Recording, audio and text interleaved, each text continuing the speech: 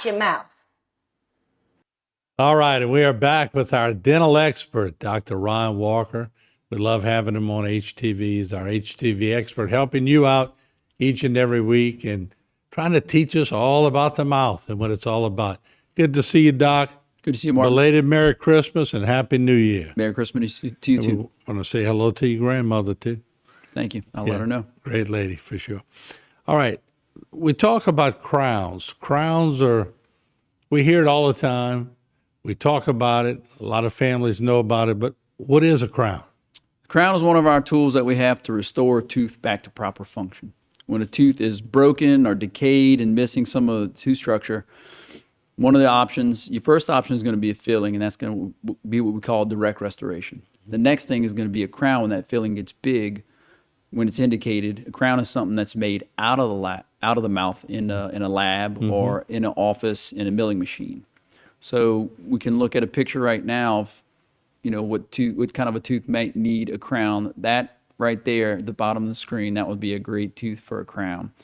It's really broken down, it's missing some tooth, big old filling. That would be a tooth that needs a crown just from, loss of tooth structure. Go to the next picture here. Okay, so any tooth that's most likely when you have a root canal, you're going to have a big filling. Those two teeth right there, one with a root canal, one without, both of those have enormous fillings. Those would be indicated to have a crown on those also. Can I ask you a question while we're on this? Well, you see one, you could distinctly see the white nerves. What's the difference? Well, the one that you can see the nerves, the canals on, that is the root canals. That tooth has had a root canal. Okay. Okay, the one in front has not had one. Gotcha. And you don't always have to have a root canal to have a crown. Okay, you can have a crown without a root canal. Actually, you prefer to avoid the root canal. Wow. Okay. So those are reasons why you would need a crown based on just loss of tooth structure, but also the other reason you would need a crown is for fractures. So if you forward, teeth that are what we call virgin teeth, that don't have any restoration at all, no filling, nothing wrong with them, sometimes they start to fracture. And if you are biting and it's sensitive when you bite specifically, and we see this when we transilluminate that tooth with light, that tooth is indicated to have a crown. There's one more picture of that. Here's another one with a filling in it. A lot of teeth have fractures, and just because it has a fracture in it that you can see doesn't necessarily mean you need a crown on it. But if you're biting and that is hurting, that means that fracture is opening up the tooth, and you better crown it before you lose the tooth because it can fracture all the way into the gums and you can lose a tooth. Teach me about the technology here. What's the green and all that? There's no green. That's just the way it's exposed. It's just That's just the light shining through the tooth, and when it's fractured, light won't transilluminate through the tooth. It'll stop at that fracture, and that's what you see. And the dark spot in the middle, that's actually an old silver filling. Okay. So that's a silver filling, and that's just what it looks like when you have a fracture. If the fracture wasn't there, the light would go through the tooth. So light is a dentist friend. Yes, absolutely. Diagnostic tool. Yeah, there you go. Yes. All right. So do we have another picture at this point here? So the next thing is going to be, what crowns look like. Here's what crowns look like when they come back from the lab. We take an impression, and the lab's going to make, these are two front teeth here and two crowns, and that's just porcelain crowns, right? So crowns can be porcelain. You can also have them made out of zirconia, which is a much stronger tooth-colored material, and they can also be made out of metal, either gold or, white gold, silver. Why the different options? Some people allergic to some things? Or? Allergy is one issue, but mainly just aesthetics, really. And then function, too. If you're going to put a crown way back in the back of the mouth, you don't need it to be as pretty as the crowns are going to be in front of the mouth, like those two crowns. That's a good point, yeah.